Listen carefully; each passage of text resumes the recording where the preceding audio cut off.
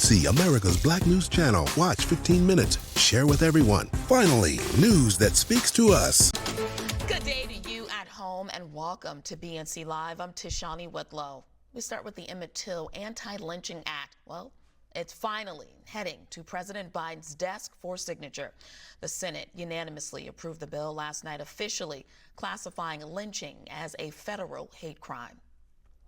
After more than 200 failed attempts to outlaw lynching, Congress is finally succeeding in taking the long overdue action by passing the Emmett Till Antilynching Act. Hallelujah, it's long overdue. Well, speaking of being long overdue, get this, over in the House, 3 Republicans voted against the legislation before it reached the Senate. Those folks are Thomas Macy of Kentucky, Chip Roy of Texas, and Andrew Clyde of Georgia. All right, joining us now to continue this conversation and discuss this historic first, we have Deborah Watts. She is the cousin of Emmett Till, and she's also the co-founder and executive director of the Emmett Till Legacy Foundation. It is a pleasure to have you. Welcome to BNC Live. Welcome back, better yet. Yes, thank you. Hope you can hear me. Yes, I can hear you. And she's joining us by phone for our folks at home watching. Why do you think it took so long, right, to pass an anti-lynching bill? You know, I asked that question myself. It is something that our country has been haunted with for a number of years. We have 6,500 individuals that have been lynched in our country, with 4,000 of them, over 4,000 of them being African American. And it's a stain that we have tried to recover from for years. And so I don't think it's something that we're happy with or something that we want as part of our American history, but it's there.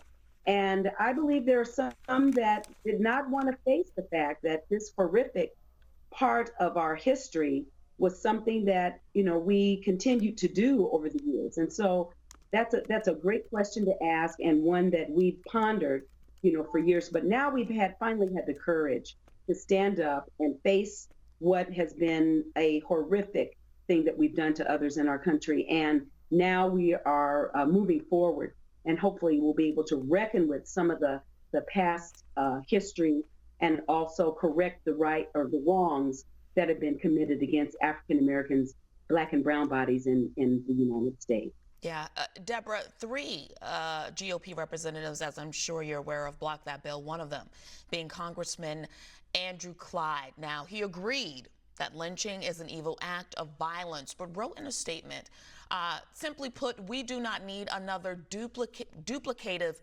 federal law.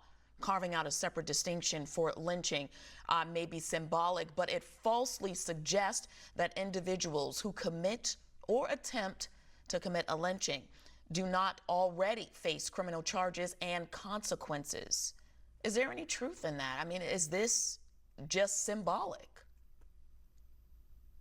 Well, at a federal level, it's necessary that we define lynching as it is, and we rectify what has been on the books as being a opportunity to lynch people. And we've not avoided the fact that that's possible in our country. And we've had modern day lynchings that have occurred as well. And so I think it's important that we make sure that our laws reflect where we are today. And this is an opportunity to do that at a federal level and to prosecute at a federal level. And so I think this is the right thing to do. Our family has, you know, this bill is in Emmett's name, and our family, of course, is very proud to say that this is moving forward and being hopefully signed by President Biden really soon. But I really don't focus on the naysayers and those that participate in objecting to something that moves our country forward.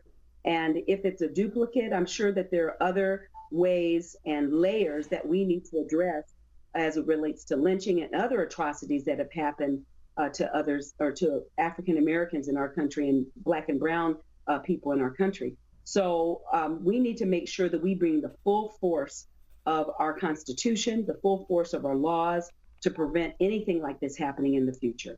Yeah. Uh, your cousin's horrific murder, unfortunately, wasn't the last. And to bring it full force, or bring it forward, better yet, folks compared Trayvon Martin, Ahmaud Arbery, to your cousin's killing.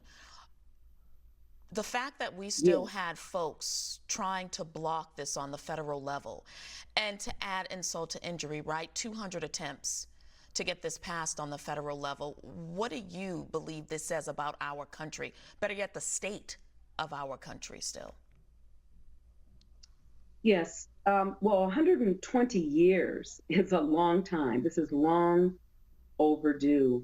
And it's time that we face some of the stain that we've left, the horrific nature that we've treated others in our country. And I think it says that we hopefully will be ready to move forward. There's so much more work to do as well to unravel some of the laws that have been in place, or those loopholes that are still there, and also face the fact that with Mamie Till Mobley, for instance, opening the casket to seeing that the monstrous ways that we've treated others, the monstrous ways that we've continued to lynch, and the through line that is continuing even today, it's time. And so I think that we need to stand up, face the fact of our history. This is American history that is something that I don't think we like, and something that we need to be progressively and aggressively moving forward to right the wrongs of the past.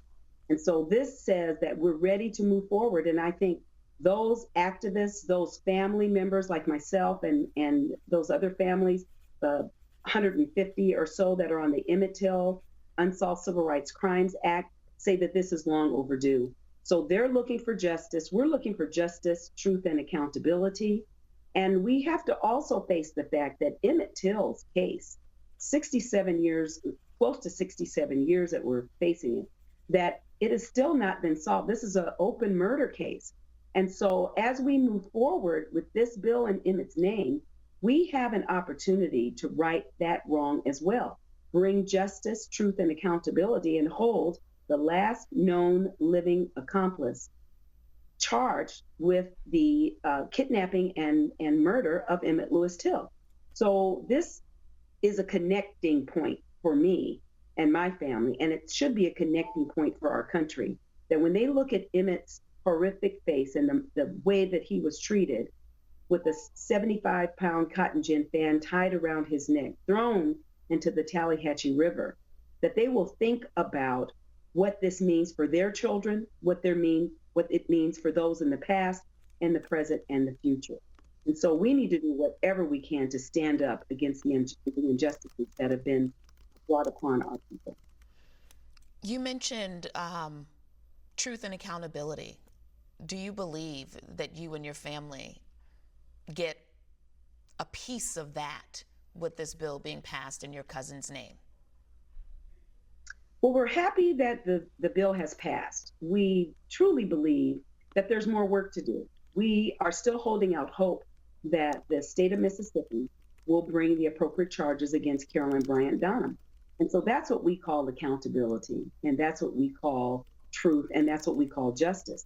So I believe this is a step in the right direction. It is something that it is in Emmett's name, but it's unfortunate that Emmett still doesn't have justice, that our family does not have justice. So we have to be very, very clear about that being yet the work that we need to do, yet the right or the wrong that we need to right, yet the other laws that we need to take a look at that are impeding progress. And so that's the kind of justice that we're looking for. That's the kind of truth and accountability that we're looking for. But again, we're proud of the work of Congressman Bobby Rush and those in the Senate that voted unanimously for this. But there's still much more work to do to get justice for Emmett Till. Deborah, it is a pleasure to have you. We thank you for your time. And words can't express just how folks can still feel that pain that you and your family feel when we look at a young Emmett Till to what your family got back. Thank you again. Thank you.